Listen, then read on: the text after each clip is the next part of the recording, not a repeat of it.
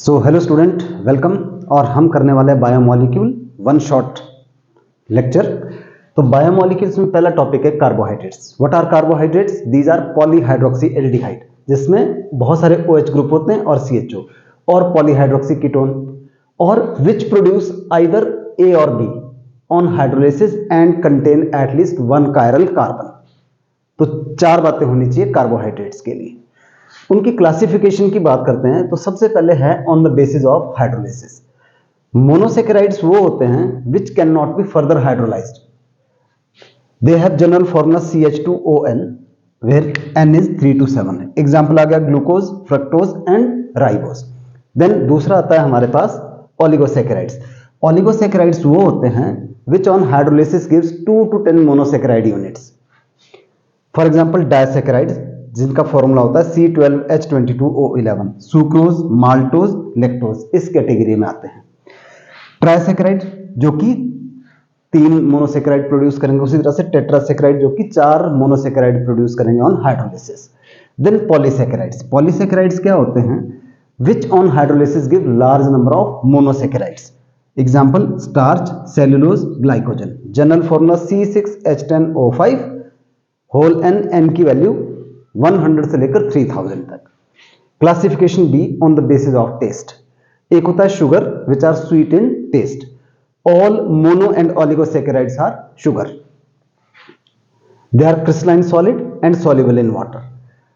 Non sugar वो होते हैं which are not sweet in taste, they are tasteless. For example polysaccharides, they are amorphous solid and insoluble in water. Then on the basis of reducing nature, this is the classification C on the basis of reducing nature. Reducing sugar या reducing carbohydrates which reduce tolerance and failing reagent. Tolerant reagent and failing reagent उनको बोलते हैं reducing. All mono and disaccharides are reducing sugar except, very important, except sucrose. तो sucrose जो है non reducing है, बाकी सारे मोनो और डायसेकेराइड जो है रिड्यूसिंग है। नॉन रिड्यूसिंग क्या होते हैं? which do not reduce these reagent, tolerant and failing reagent. For example, all polysaccharides belong to this class.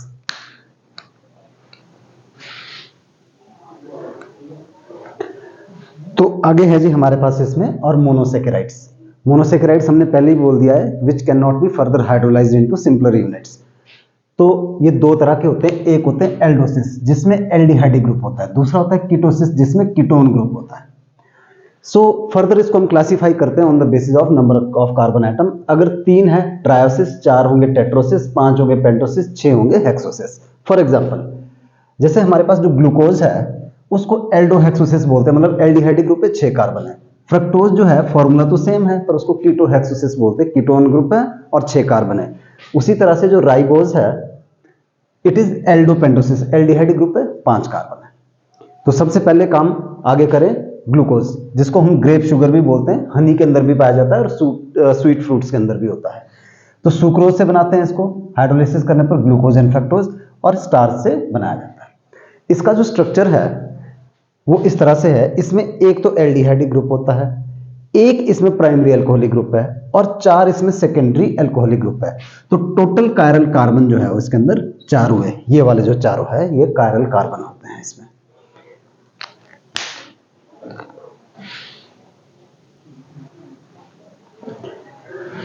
तो जो अभी हमने इसका स्ट्रक्चर लिखा था वो किस बेसिस पे है या उसके लिए क्या क्या एविडेंसेस है, ये वाला जो स्ट्रक्चर है। सबसे पहले जिसका मॉलिक्यूलर फॉर्मूला C6H12O6 है। जब इसको HI के साथ हीट किया गया तो इसने क्या प्रोड्यूस किया? N-हेक्सेन। उससे क्या साबित हुआ कि जो 6 carbon atoms in it is linked in a straight chain. Then जब हमने HCN के साथ इसको रिएक्ट करवाया तो इससे क्या बन गया? Glucose cyanohydrin. और जब इसको हाइड्रोक्साइल अमाइन के साथ रिएक्ट किया तो क्या बना? Glucose oxime. इससे क्या कंफर्म हुआ कि that it contain carbonyl group, aldehyde या कीटोनिक ग्रुप कोई है इसमें से। जब हमने इसको mild oxidising agent, bromine water क्या होता है? माइल्ड ऑक्सीडाइजिंग एजेंट के साथ ऑक्सीडेशन की तो हमारे पास क्या बना? ग्लूकोनिक एसिड बना। इससे क्या कंफर्म हुआ कि इट कंटेन एल्डिहाइड ग्रुप, क्योंकि कीटोन ग्रुप जो है माइल्ड ऑक्सीडाइजिंग एजेंट के साथ ऑक्सीडाइज नहीं होते हैं। फर्दर जब इसकी स्ट्रॉन्ग ऑक्सीडाइजिंग एजेंट जैसे HNO3 के साथ ऑक्सीडेशन की तो इसका सैकरिक एसिड बना, और जो ऊपर ग्लूकोनिक एसिड बना था जब उसकी भी ऑक्सीडेशन की तो हमारे पास डाइकार्बोक्सिलिक एसिड बना, सैक्रिक एसिड। इससे क्या साबित हुआ कि that it contain primary OH, primary alcoholic group. क्योंकि प्राइमरी एल्कोहलिक ग्रुप की क्या प्रॉपर्टी होती है, they can be oxidise to carboxylic acid, aldehyde भी और प्राइमरी एल्कोहलिक ग्रुप भी कार्बोक्सिलिक एसिड में होते हैं। तो इससे यह साबित हुआ कि it contain primary OH group.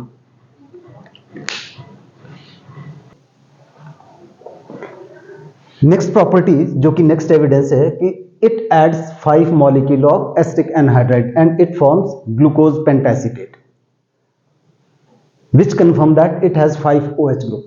क्योंकि OH ग्रुप अलग कार्बन पे होने चाहिए, अदरवाइज अगर एक पे होंगे तो क्या होगा, वो अनस्टेबल हो जाएगा।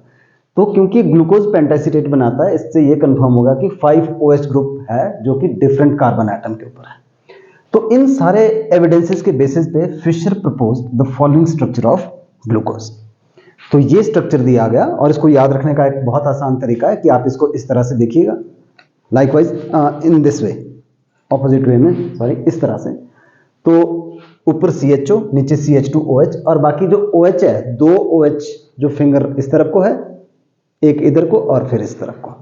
तो इसका जो एग्जैक्ट नेम है, it is D plus glucose. D का मतलब हो गया जो कि कॉन्फ़िगरेशन रिप्रेजेंट करता है D और L, कैपिटल D और capital L, and plus sign represent dextro rotatory nature, मतलब it rotate plane polarised light toward right hand side.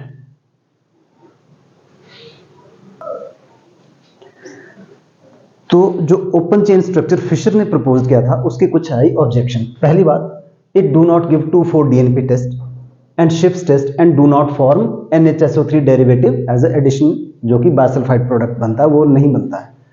Second क्या है कि glucose pentaacetate do not react with hydroxylamine. Glucose तो react करता है पर glucose pentaacetate does not react. This indicates the absence of free CHO group. इसका मतलब कि इसके अंदर जो CHO ग्रुप है वो फ्री नहीं है, राइट। एंड थर्ड क्या है, the existence of glucose in 2 forms called alpha and beta forms which differ in their melting point। alpha वाले का melting point 419 है और बीटा वाले का ये। तो ये 3 ऑब्जेक्शन इसके ओपन चेन स्ट्रक्चर से एक्सप्लेन नहीं हुए। तो then cyclic structure of glucose was proposed which is known as cyclic hemiacetal। ये बोला गया कि जो 5th कार्बन है का जो O है, जो H है 5th कार्बन का एक OH ग्रुप, वो इसमें ऐड हो जाएगा और उससे हमारे पास इसके 2 स्ट्रक्चर बन जाएंगे, एक अल्फा D प्लस ग्लूकोज और दूसरा बीटा D प्लस ग्लूकोज, ठीक है। तो ये फर्स्ट कार्बन के ऊपर ही डिफर करेगा। और फर्दर ये पाया गया कि 6 मेंबर जो इस तरह का जो रिंग बना, इसको बोलते हैं glucopyranose due to their similarity with pyran. Pyran हमारे पास एक स्ट्रक्चर होता है इस तरह से, तो इसकी सिमिलरिटी भी ऐसी पाएगी, तो उसको हम पायरेनिक फॉर्म स्ट्रक्चर भी बोलते हैं। क्वेश्चन पूछा जाता है बहुत बार pyranic. So alpha D plus glucopyranose and beta D plus glucopyranose. Now इसी में ही हम कुछ चीज और करने वाले हैं और वह है anomer, anomers.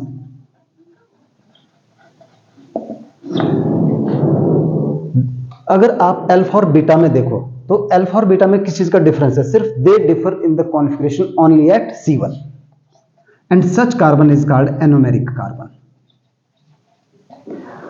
such carbon is called anomeric carbon and these two alpha and beta form, जो ये अल्फा और बीटा फॉर्म से, इनको बोलते हैं हम एनोमेरिस, एनोमर्स और एनोमेरिक फॉर्म। तो एनोमेरिक कार्बन क्या हुआ, जो कि फर्स्ट कार्बन है विच differ the configuration of alpha and beta, जिसमें फर्क आ रहा है अल्फा और बीटा, तो एनोमर कार्बन। और जो ये फॉर्म है इनको क्या बोलते हैं हम, एनोमेरिक फॉर्म। इसी में ही हम एक चीज और एक्सप्लेन करने वाले, दैट इज म्यूटा रोटेशन। इसको मिटा देते हैं, म्यूटा रोटेशन।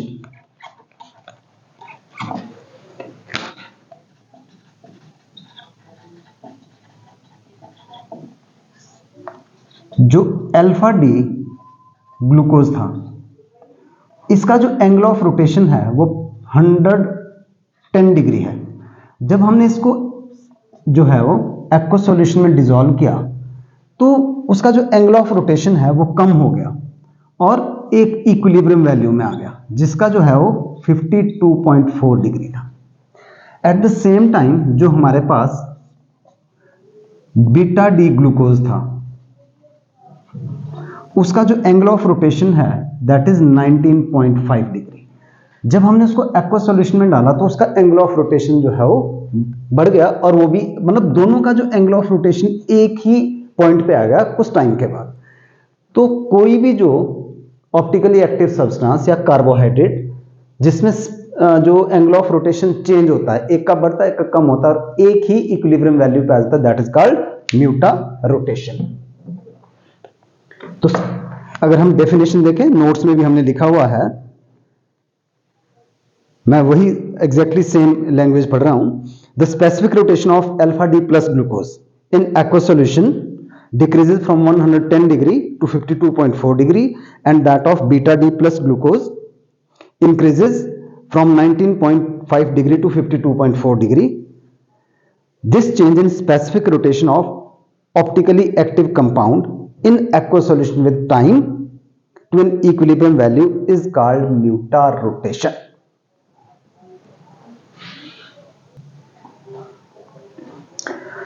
तो नेक्स्ट आते हैं जी हम, और दैट इज फ्रक्टोज।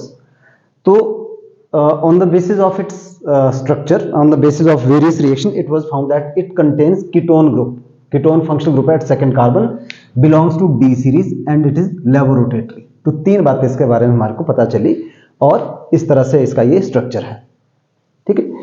तो इसमें कितने कायरल कार्बन है? 1 2 3। तो अगर कहीं पूछा जाए तो इसमें कितने कायरल है? 3 कायरल कार्बन है इसके अंदर। Like glucose, it also exists in two cyclic form which are known as furanose form due to their similarity with furan. जो फ्यूरान होता है एक हमारे पास 5 मेंबर्ड कंपाउंड होता है जिसमें एक ऑक्सीजन है और 1 2 3 4 ऑक्सीजन है। तो जैसे वो भी अल्फा और बीटा फॉर्म में, जिसको हमने क्या कहा था? एनोमेरिक फॉर्म में एग्जिस्ट करता है। इन द सेम वे ये भी alpha D minus फ्रक्टोफ्यूरानोज and beta D minus फ्रक्टोफ्यूरानोज। फर्क किस चीज का होगा? They differ only at the configuration in this carbon. बाकी स्ट्रक्चर सेम है, बस इसी कार्बन पे जो डिफरेंस आता है इनका। तो ये हो गया हमारे पास और मोनोसेकेराइड्स के बारे में, जिसमें हमने ग्लूकोज और फ्रक्टोज कर लिया।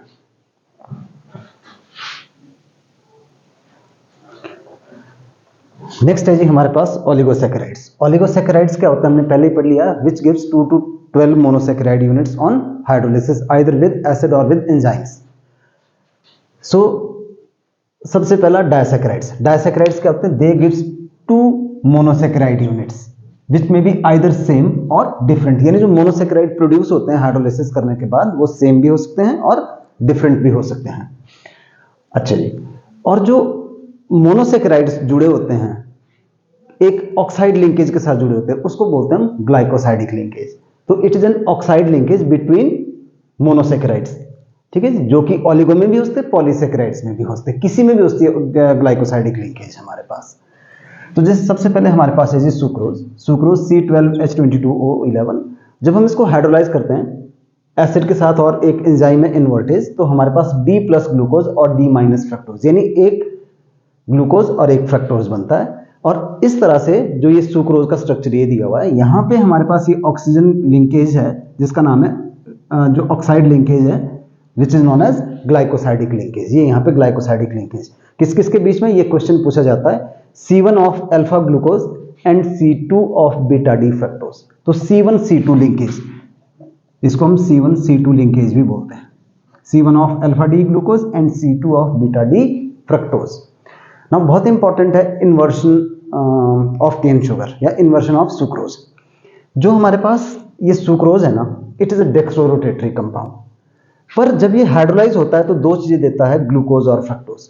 तो ग्लूकोज जो है वो डेक्सट्रोरोटेटरी कंपाउंड है और फ्रक्टोज जो है वो लेवोरोटेटरी कंपाउंड है। अगर हम यहाँ पे इनकी एक्सपेरिमेंटल वैल्यू देखें तो लेवोरोटेशन ज्यादा है, यानी डेक्सट्रोरोटेशन कम है, लेवोरोटेशन ज्यादा है। तो ओवरऑल जो प्रोडक्ट बन गया हमारे पास, ये जो पूरा प्रोडक्ट बना, ये क्या होगा? लेवोरोटेटरी हो गया। तो इसका मतलब क्या हुआ कि जो हाइड्रोलिसिस ऑफ सुक्रोज है that brings about change in sign of rotation, मतलब डेक्सट्रो से लेवो हो गया। तो इसलिए हम इसको बोलते हैं इन्वर्शन ऑफ सुक्रोज, और जो प्रोडक्ट बना that is called invert sugar, यानी जो ये टोटल प्रोडक्ट बना इसको हम इन्वर्ट शुगर बोलते हैं। बाकी डेफिनेशन एग्जैक्टली आप जो नोट्स है उसमें भी आप देख सकते हैं। Then second we have maltose.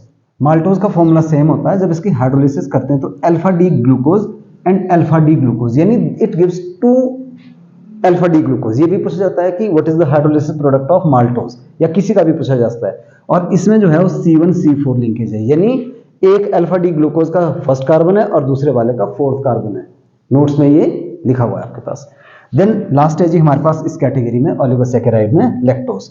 Lactose को बोलते हैं milk sugar, because it is found in milk.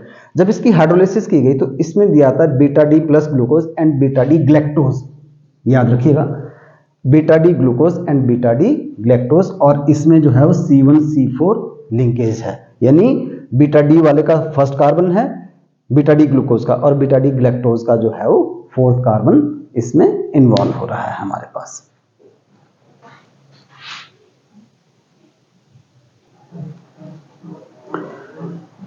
अब आते हैं जी आगे हम और पॉलीसैकेराइड्स पे। स्टार्टिंग में हमने बात की थी कि which gives large number of monosaccharides on hydrolysis either with acid और विद एंजाइम्स। तो इसमें सबसे पहला है जी स्टार्च। स्टार्च का जनरल फॉर्मूला होता है C6H10O5 और N की वैल्यू 200 से लेकर 1000 तक होती है। जब इसको हाइड्रोलाइज किया गया तो क्योंकि ये alpha D plus glucose produce करता है, इससे ये कंफर्म होगा कि it is the polymer of alpha D glucose unit. Now it is of 2 type. जो स्टार्च होता है 2 चीजों से मिलकर बना होता है, एक है अमाइलोज और दूसरा है अमाइलोपेक्टिन।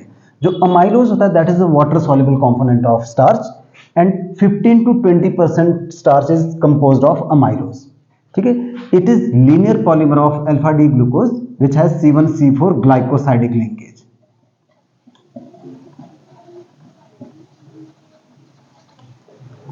ठीक है, जो अमाइलोपेक्टिन होता है it is water insoluble component and 85 to 80% starch is composed of amylopectin and it has highly branched. ये इंपॉर्टेंट है यहाँ पे कि जो C1C4 लिंकेज है उसमें तो लीनियर चेन होगी, आप नोट्स में स्ट्रक्चर देखिएगा या एनसीईआरटी की बुक में देखिएगा, और C1-6 पे जो है वो ब्रांचेस स्टार्ट होती है इसमें। तो C1-C4 लिंकेज पे लीनियर चेन पॉलीमर है और यहाँ पे C1-C6 जो है ब्रांच्ड चेन होती है यहाँ पे। Then cellulose, it is found in plants and it is the condensation polymer of beta D glucose and it also has C1C4 glycosidic linkage. Then glycogen, it is also called animal starch and it is the condensation polymer of alpha D glucose and like amylopectin की तरह इसका structure होता है but it is highly branched structure होता है इसका। Then जैसे notes में भी लिखा हुआ है लास्ट में है हमारे पास, और इसकी इंपॉर्टेंस क्या क्या है मैं वैसे यहाँ पे क्विकली रीड कर देता हूँ कि जो भी कार्बोहाइड्रेट्स है it act as a biofuel for both plants and animals. Then for example honey has been used for a long time as an instant source of energy. The polysaccharide such as starch is the main food reserve in plants. Similarly glycogen stored in tissues and muscles act as a reserve food materials in animals. 2-aldopentoses, that is D-ribose and 2-deoxyribose are the essential component of nucleic acids. And the polysaccharide cellulose act as a chief structural material of all cell of bacteria and plants. Cellulose in the form of cotton is used for making clothes and in the form of wood used to make furniture, doors, windows, etc. तो इसके साथ ही हमारा जो है वो ये carbohydrates वाला topic यहीं पे कंप्लीट होता है।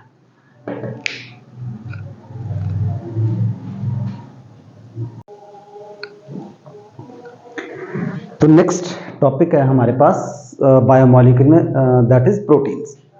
What are proteins? Proteins are polymer of alpha amino acids. Alpha amino acids क्या होते हैं? जिसमें कार्बोक्सिलिक ग्रुप और NH2 ग्रुप यानी एसिडिक और बेसिक ग्रुप होता है अल्फा कार्बन पे within same molecule. So these are generally known by their common names which indicates either their source or their properties. For example glycine की बात करें तो इसको हम 3 लेटर सिंबल से लिखते हैं GLY, तो इसका मतलब होता है स्वीट टेस्ट, यानी इसकी एक प्रॉपर्टी रिफ्लेक्ट कर रहा है। तो अमीनो एसिड जो है वो 2 तरह के होते हैं, एक होते हैं एसेंशियल अमीनो एसिड, और ये 20 ऐसे अमीनो एसिड्स है जिसको हम एसेंशियल की कैटेगरी में रखते हैं। और एसेंशियल अमीनो एसिड्स वो होते हैं which can not be synthesised by our body, and they have to be obtained from diet. कौन कौन से प्रोटीन रिच सोर्सेज होते हैं आपको पता है, मिल्क हो गया, एग हो गया, ठीक है, सोया हो गया, डिफरेंट सोर्सेज होते हैं प्रोटीन के, तो उनसे हमारे को ये लेना होता है।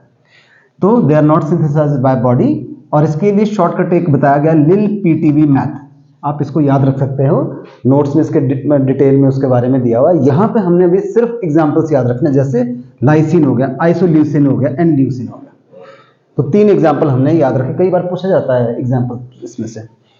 देन दूसरा होता है नॉन एसेंशियल अमीनो एसिड्स, ये भी 10 होते हैं, which can be synthesised by our body, जैसे ग्लाइसिन, एलानिन, एस्पार्टिक एसिड हो गया, ये हो गया सारा।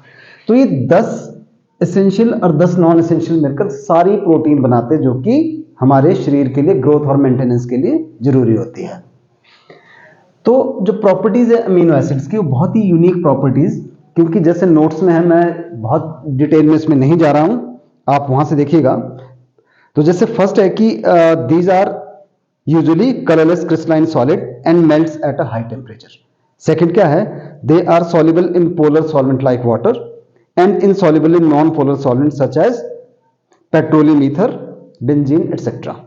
Then they show salt-like behavior. This is a very important property. They show salt-like behavior because of presence of acidic as well as basic group.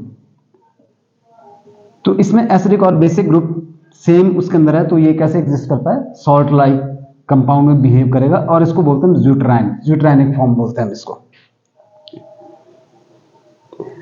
In aqueous solution, they exist as a dipolar ion, which is known as deuterion, and due to existence of such behavior, such amino acid shows amphoteric behavior. Amphoteric का तो जो कि acidic और basic दोनों show करते हैं। Next is बहुत important, that is isoelectric point. इसके ऊपर बहुत बार क्वेश्चन आया हुआ है, आइसोइलेक्ट्रिक पॉइंट, और पीआई ऐसे इसको डिनोट किया जाता है, आइसोइलेक्ट्रिक पॉइंट। तो क्या होता है कि जो एसिडिक सॉल्यूशन के अंदर, एसिडिक सॉल्यूशन के अंदर जो amino acid, they exist as a cation 1 and thus migrate toward cathode in electric field. Electric field की प्रेजेंस में कैथोड की तरफ माइग्रेट करेंगे।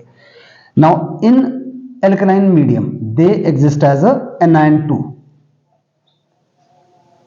तो एनायनिक फॉर्म में एग्जिस्ट करेंगे and thus migrate toward anode in electric field, ठीक है। However at intermediate range of pH, एक पर्टिकुलर पीएच पे they exist as a ज्यूटराइनिक form third, in which there will be no net migration, and this pH at which there will be no net migration of amino acids in electric field is known as isoelectric point. तो next जो है हमारे पास, and accept glycine, ये भी बहुत important point है, कई बार पूछा गया कि एक्सेप्ट ग्लाइसिन, ग्लाइसिन क्या होता है, NH2 CH2 COOH। ग्लाइसिन को छोड़कर जितने भी अमीनो एसिड्स होते हैं, they are chiral, and most of the amino acids belong to L series, although some में belong to D series. D और L सीरीज वही है जो कि हमने कार्बोहाइड्रेट में पढ़ा है। तो अब चलते हैं जी हम आगे, नेक्स्ट है हमारे पास पेप्टाइड एंड प्रोटीन।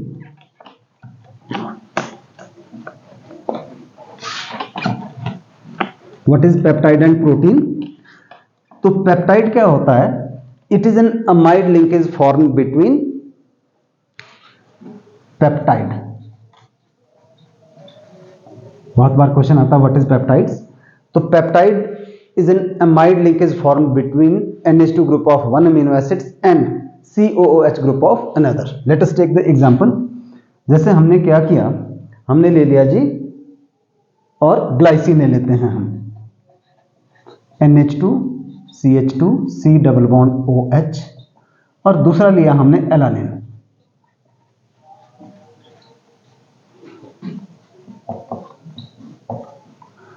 ग्लाइसिन और एलानिन। तो यहां से OH निकल जाएगा और ये आपस में जुड़ जाएंगे, तो हमारे पास एक अमाइड की लिंकेज बनेगी।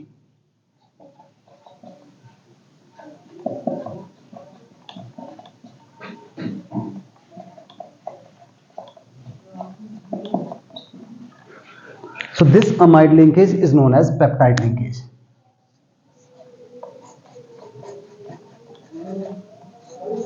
This is called peptide linkage. तो मैं नोट्स का ही एज इट इज पढ़ रहा हूं कि peptides are the polymer of alpha amino acids which are linked to one another by peptide bond. ठीक है, it is an amide formed between CH group of one amino acids and NH2 group of other. ठीक है, amino the product or the bond formed is called dipeptide, tripeptide, so on depending upon the number of amino acids. तो इसको क्या बोलेंगे हम? Dipeptide. अब एक बात का ध्यान रखना आपने, डाइपेप्टाइड में दो अमीनो एसिड जुड़े होते हैं. ठीक है, तो डाइपेप्टाइड में सिंगल पेप्टाइड लिंकेज होती है हमारे पास. ट्राइपेप्टाइड में 3 होंगे और उसमें कितनी पेप्टाइड बॉन्ड होगी? पेप्टाइड बॉन्ड 2 ही आएगी उसके अंदर. So peptide having 2 to 10 amino acids, peptide having 2 to 10 amino acids, these are called oligopeptides. इनको क्या बोलते हैं? ओलिगोपेप्टाइड्स बोलते हैं. एंड विथ लार्जर चेन यानी ग्रेटर देन 10 अमीनो एसिड्स, उनको बोलते हैं polypeptide. They are called polypeptides.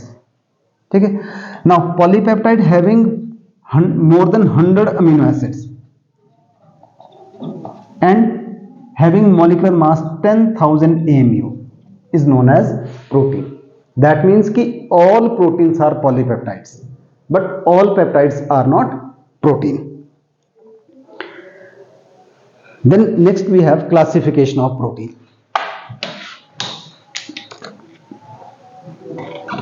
तो प्रोटीन की जो क्लासिफिकेशन है हमारे पास,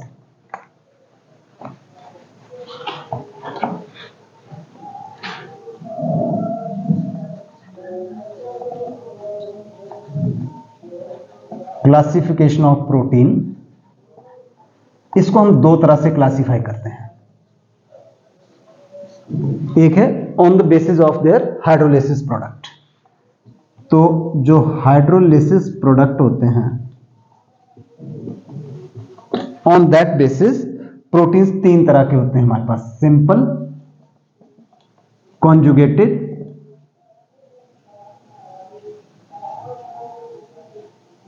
conjugated protein, and third we have derived protein. और दूसरा होता है जी हमारे pass on the basis of structure.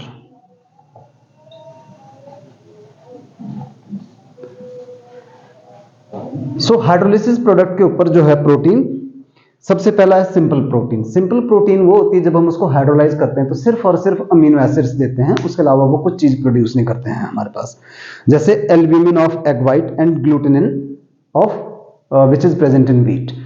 दूसरा है कॉन्जुगेटेड. कॉन्जुगेटेड प्रोटीन को जब हाइड्रोलाइज किया जाएगा तो एक तो अमीनो एसिड्स देंगे, साथ में कुछ एडिशनल चीज होती है, उसको बोलते हैं प्रोस्थेटिक ग्रुप. तो these are those proteins which on hydrolysis gives amino acids along with some non-protein part which is known as prosthetic group, and that group is concerned with special biological function.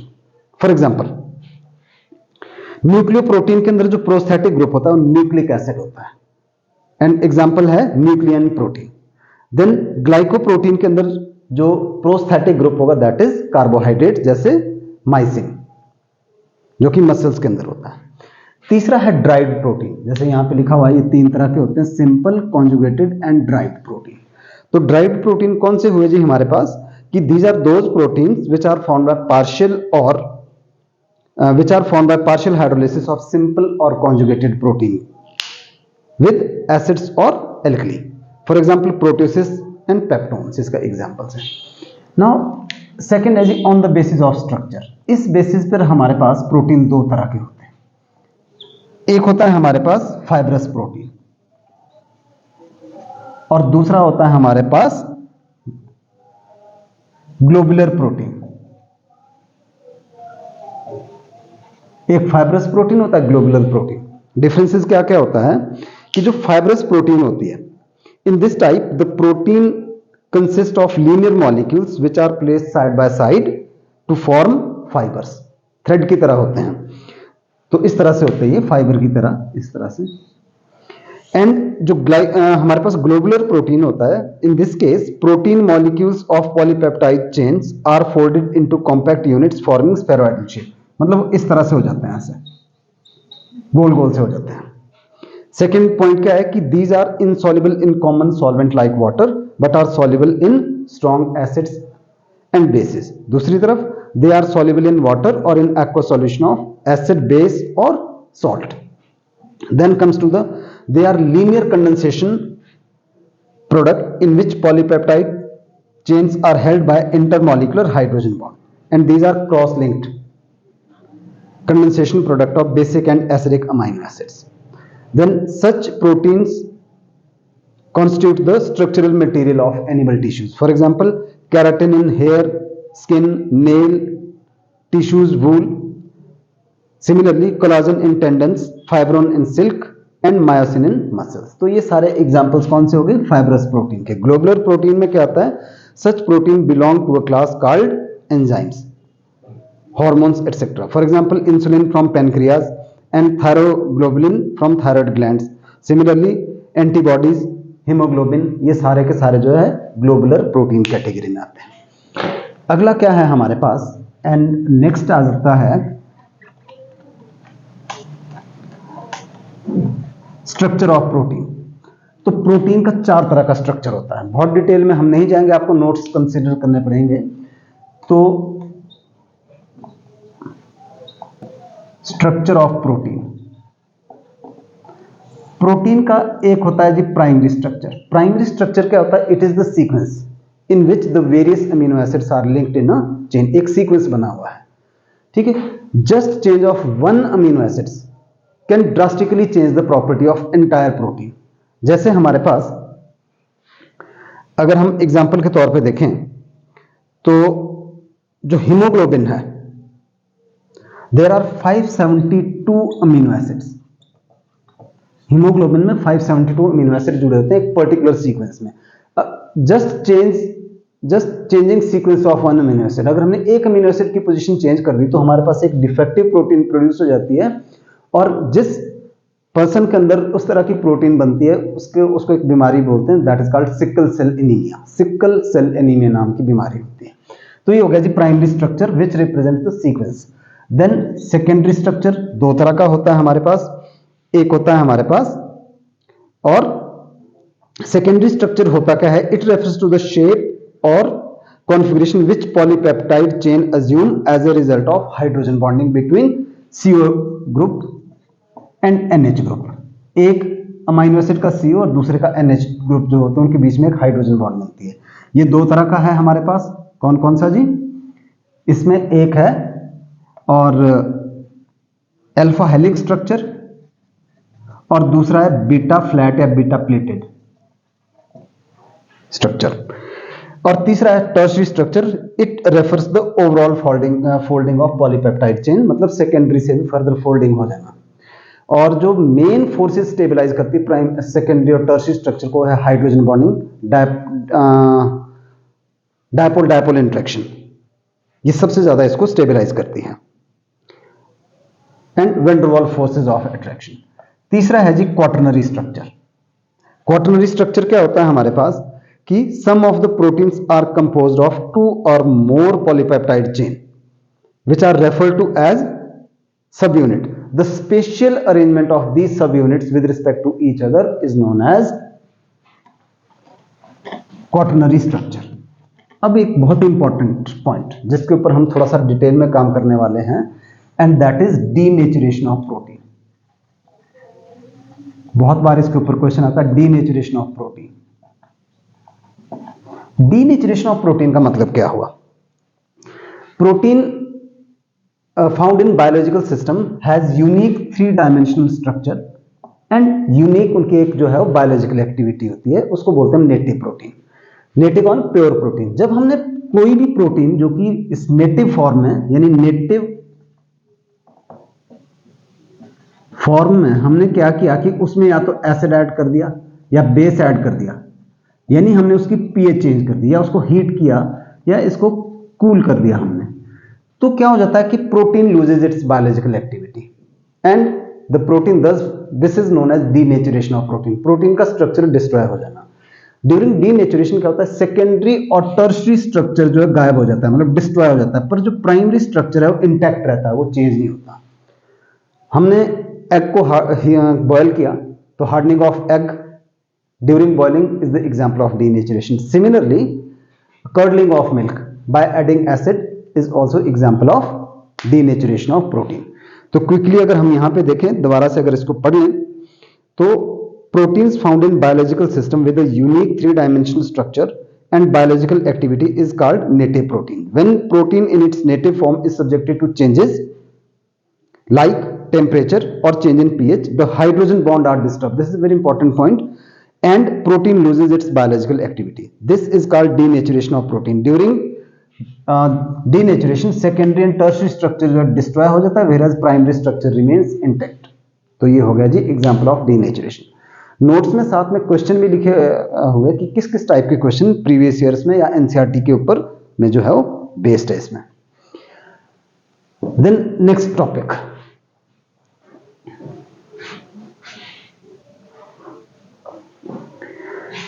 तो next है जी हमारे पास topic जिसका नाम है vitamins. तो vitamins क्या substance होते हैं जो कि हमारे को ग्रोथ और मेंटेनेंस के लिए बहुत जरूरी होते हैं। So what is the definition?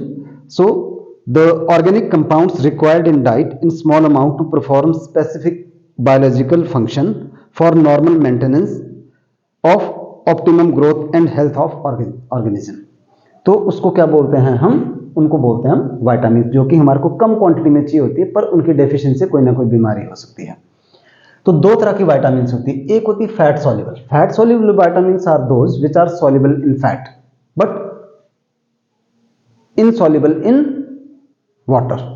तो फैट सॉल्युबल विटामिन्स जो है they can be stored in body, तो इसलिए हमारे को मतलब रेगुलरली लेने की जरूरत नहीं होती। कौन कौन सी है? ए डी ई के। और दूसरा है जी water soluble. Water soluble vitamin होते हैं विटामिन बी ग्रुप के विटामिन और सी। पर विटामिन बी में भी आपने याद रखना कि जो विटामिन B12 होता है जिसको हम साइनोकोबालामिन बोलते हैं, it is a fat soluble. तो वाटर सॉल्युबल विटामिन हमारे को रेगुलरली डाइट में लेनी होती है। क्यों लेनी होती है? क्योंकि वो यूरिन में एक्सक्रिएट हो जाती है, तो उनकी डेफिशिएंसी होती है, so they have to be supplied regularly in diet. अब इनके ऊपर किस तरह के क्वेश्चन आते हैं? एक तो जैसे विटामिन ए है, विटामिन ए का जो केमिकल नेम क्या है? रेटिनोल। और इसकी डेफिशिएंसी से कौन कौन सी डिजीज हो सकती है? जैसे आई मतलब आई साइट के लिए होता है, जीरोथेल्मिया बोलते हैं, हार्डनिंग जिसमें कॉर्निया हो जाता है। तो एक जो आपके पास नोट्स है उसमें सबका दिया हुआ है, मैं डिटेल में नहीं जा रहा हूं क्योंकि बिल्कुल थ्योरेटिकल पार्ट है, इसको आपको लर्न ही करना पड़ेगा, ठीक है। उसी जैसे विटामिन डी को क्या बोलते हैं, इसकी डेफिशिएंसी क्या होता है, विटामिन ई से क्या होता है, तो ये सारी चीजें आपको कैसे याद करना है आपने? What is the chemical name of that vitamin and what is the disease caused by the deficiency of that vitamin, ये पूरा लर्न करने वाला ही पार्ट है।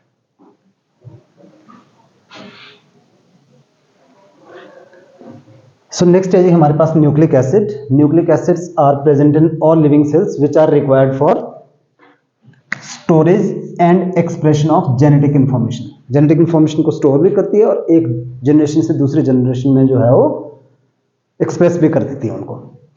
तो इसका जो केमिकल कॉम्पोजिशन है, तीन चीजें होती है। एक है जी नाइट्रोजनियस बेस, इसको नंबर 1 दे देते हैं। दूसरा है पेंटोज शुगर और तीसरा है जी हमारे पास फॉस्फोरिक एसिड। तो जो सबसे पहला है हमारे पास नाइट्रोजनियस बेस। नाइट्रोजनियस बेस दो तरह के होते हैं, एक होते हैं प्यूरिन, इसको लिखते हैं हम एडेनिन और ग्वानिन, और दूसरा होता है पिरिमिडिन। पिरिमिडिन जो है 3 तरह के होते हैं, साइटोसिन, थायमिन एंड यूरासिल। ये हम इसको एब्रिविएशन के तौर पे यूज करेंगे। Then we have third second जो है that is pentose sugar. Nitrogenous base दो तरह के होंगे, प्यूरिन और pyrimidine, adenine, guanine, cytosine, thymine and uracil.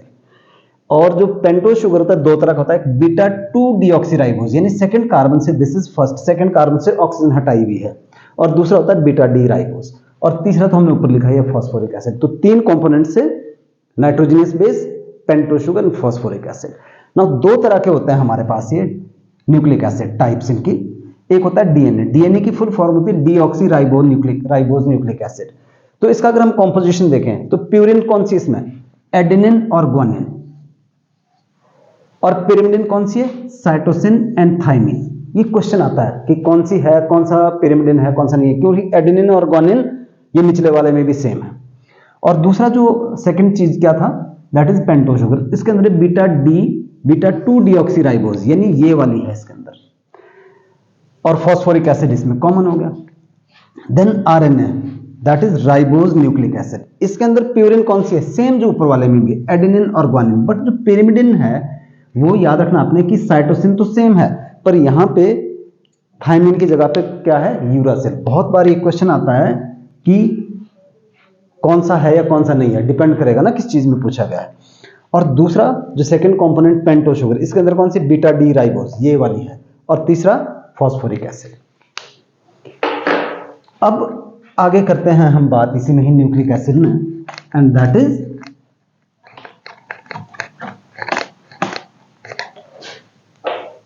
Nucleoside and nucleotide. Nucleoside के अंदर दो चीजें होती है, एक होता है हमारे पास nitrogenous base plus pentose sugar, nitrogenous base and pentose sugar, तो उसको बोलते हैं न्यूक्लियोसाइड। और जो न्यूक्लियोटाइड होता है उसमें तीनों चीजें होती हैं हमारे पास। न्यूक्लियोटाइड के अंदर क्या है, that contain all the 3 component, यानी फॉस्फोरिक एसिड भी होगा, अभी ड्रॉ करेंगे हम यहां पे, और दूसरा नाइट्रोजनस बेस भी होगा, और तीसरा पेंटोस शुगर भी होगा। तो they contain all the 3 basic components. Nucleoside में 2 होते हैं और इसमें तीनों कंपोनेंट्स होते हैं। सो देयरफॉर जो न्यूक्लिक एसिड्स होते हैं they are polymer of nucleotide, hence जो न्यूक्लिक एसिड होते हैं they are also called polynucleotide. Polynucleotide. हमने कार्बोहाइड्रेट में पढ़ा था ग्लाइकोसाइडिक लिंकेज। ग्लाइकोसाइडिक लिंकेज क्या होती है, ऑक्साइड लिंकेज होती है, जो कि हमारे पास किसको जोड़ के रखती है आपस में, मोनोसेकेराइड्स को जोड़ के रखती है। उसी तरह से हमने पेप्टाइड लिंकेज पढ़ी थी जो अमीनो एसिड को जोड़ के रखती है। सिमिलरली यहां पे एक और चीज पढ़ने वाले हम, दैट इज फॉस्फोडाइएस्टर लिंकेज। तो अभी जैसे मैंने आपको कहा कि nucleic acids are the polymer of polynucleotides, तो polynucleotides they are joined between 5 and 3rd carbon of pentose sugar through a linkage which is known as phosphodiester linkage. तो हमारे पास जो यहाँ पे जो लिंकेज बन गई दैट इज फॉस्फोडाइएस्टर लिंकेज, ये वाली, या यहाँ पे भी दिखा सकते हैं हम, ये कहीं पे भी दिखा लो इस तरह से। तो इसको हम फॉस्फोडाइएस्टर लिंकेज कहते हैं, जिसमें 3rd और 5th कार्बन के बीच में जो ये बॉन्ड होती है हमारे पास, जिससे अमीनो एसिड जुड़े होते हैं। तो क्या था जी हमारे पास, फॉस्फोडाइएस्टर लिंकेज, जिसमें वेरियस न्यूक्लियोटाइड जो है वो जुड़े होंगे। Then function of nucleic acid, again notes को आप फॉलो कीजिएगा कि DNA is responsible for transmission of hereditary effect from one generation to another. This is due to unique property of replication during cell division, and 2 identical DNA strands thus formed are known as daughter cell. DNA and RNA are responsible for synthesis of all proteins needed for growth and maintenance of our body. There are 3 types of RNA molecules which take part in protein synthesis. Number 1 messenger RNA, दूसरा है transfer RNA, और तीसरा है ribosomal RNA। Last topic है इसमें difference between DNA and RNA. आप इसको याद कर लीजिएगा कि क्या क्या है, कौन सी पेंटोस शुगर होती है, कौन सी नाइट्रोजनस बेस है, ठीक है, कौन सा स्मॉल मॉलिक्यूल, कौन सा बिगर है। तो ये है जी। और last but not the least, छोटा सा अगर हम बात करें एंजाइम्स, एंजाइम्स के ऊपर थोड़ा सा काम करेंगे हम, बहुत डिटेल में नहीं जाने की जरूरत है कि what are enzymes. Enzymes are biological catalyst, biocatalyst भी बोलते हैं इनको। They increases the rate of reaction occurring in living cells, and all enzymes are protein. ये क्वेश्चन नीट में भी आ चुका है कि जितने भी एंजाइम्स है, अभी हमने ऊपर कहा था ग्लोबुलर प्रोटीन, थोड़ी देर पहले जब हम कर रहे थे, तो enzymes and hormones belongs to a class which is known as globular protein का ही पार्ट है। तो ऑल एंजाइम्स आर प्रोटीन। जैसे हमारे पास अगर हम ग्लूकोज C12H22O11, इसकी अगर हम हाइड्रोलिसिस करें तो एक एंजाइम चाहिए होती है हमारे पास, इनवर्टेज। ये आप याद रखिएगा, इसमें ASE लगता है तो हमारे पास क्या बनता है, ग्लूकोज और फ्रक्टोज बन जाता है, ग्लूकोज एंड फ्रक्टोज बनता है। सिमिलरली अगर हम ग्लूकोज लेते हैं और इससे हमने अल्कोहल बनाना है, तो ये अल्कोहल फिनोल वाले चैप्टर में भी आता है ये वाला क्वेश्चन। तो हमारे पास एक एंजाइम चाहिए होती है, दैट इज डायएसिटेज।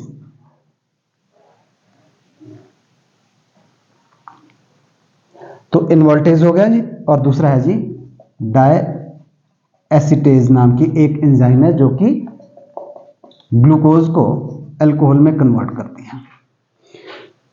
तो ये बेसिक आइडिया हो गया कि एंजाइम्स क्या होती है। Enzymes are biological catalyst and